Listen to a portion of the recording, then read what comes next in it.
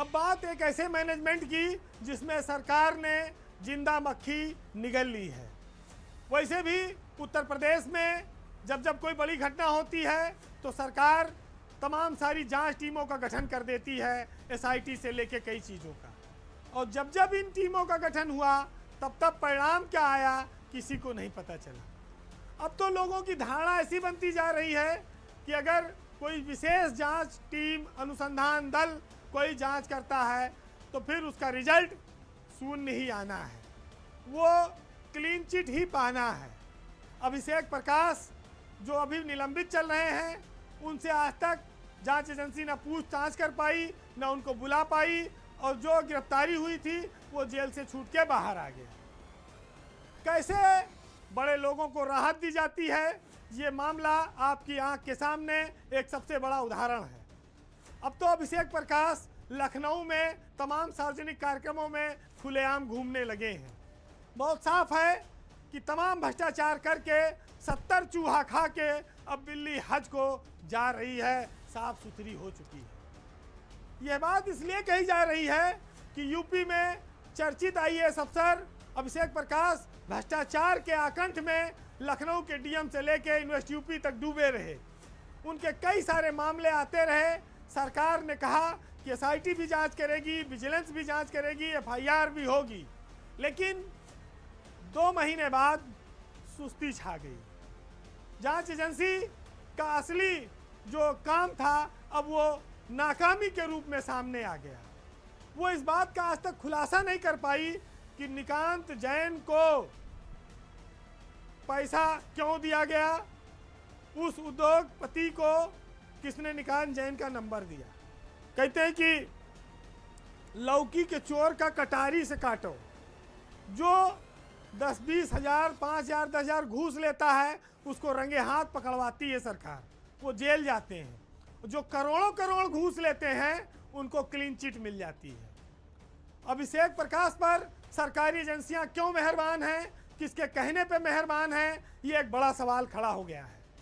Solar plant commission के मामले में एसआईटी ने जो चार्जशीट दाखिल की कोर्ट में, उसमें अभिषेक प्रकाश का नाम वो नहीं डाल पाई, जबकि वादी विश्वजीत दत्ता ने अपने बयान में यूपी इन्वेस्ट के तत्कालीन सीईओ अभिषेक प्रकाश का नाम लिया था और ये कहा था कि उन्होंने ही निकांत जैन का नंबर दिया कि इनसे संपर्क कर लो तो तुम्हारा काम हो जाएगा। और वहीं पर 1 करोड़ 5 लाख रुपए की घूस दी गई। निकांत ने वो पैसा किसको दिया और अभी और कितना 5% की जो डिमांड थी उसकी क्या सच्चाई थी, ये सब चीज़ें बाहर नहीं आ पाई।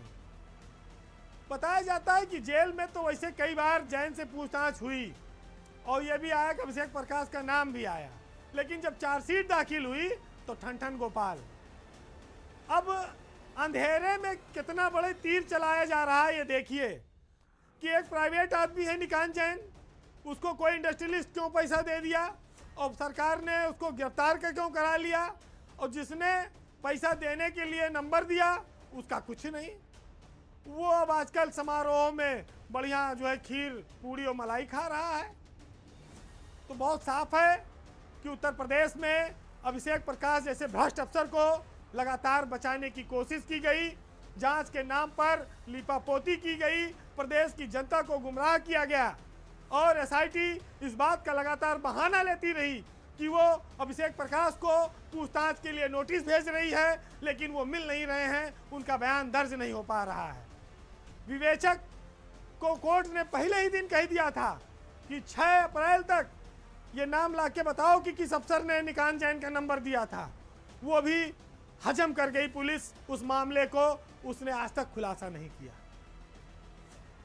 तो जो स्थितियां बनी हैं उन स्थितियों पर कोई भी व्यक्ति देखेगा तो ये कहेगा कि सरकार ने शुरुआत में अपनी चाल बहुत तेज कर रखी थी और बहुत सख्ती का संदेश दिया और कहा कि हमारा भ्रष्टाचार पर 0 टॉलरेंस है, लेकिन अब वो टॉलरेंस बिखर गया है, वो सब बातें दिखावा साबित हो गई हैं।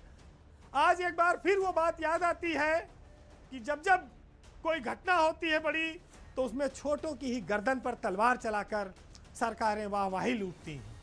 आईएएस अफसरों को हर बार बचाया जाता है और अभिषेक प्रकाश को सरकार ने अब तक इसी तरह से बचाया है। अभिषेक प्रकाश पर सरकार की ये मेहरबानी उसके लिए एक दाग की तरह है। उसके ऊपर कई सारे सवाल खड़े करती है। उसकी पारदर्शी कार्यशैली के दावों पर प्रश्न चिन्ह लगाती है और ये पूछती है ये व्यवस्था में कि इतना सीधा और खुला मामला होने के बावजूद आईएएस अफसर को क्यों छोड़ दिया गया। आखिर ये दोहरा रवैया क्यों अपनाया जा रहा है? एक आम आदमी को जेल में डाल दिया जाए और एक अफसर को छोड़ दिया जाए, क्लीन चिट मिल जाए। फिलहाल आज के पावर सेंटर में इतना ही, लेकिन व्यवस्था और अतीत इस बात की हमेशा गवाही देगा कि आपने क्या गलतियां की थी।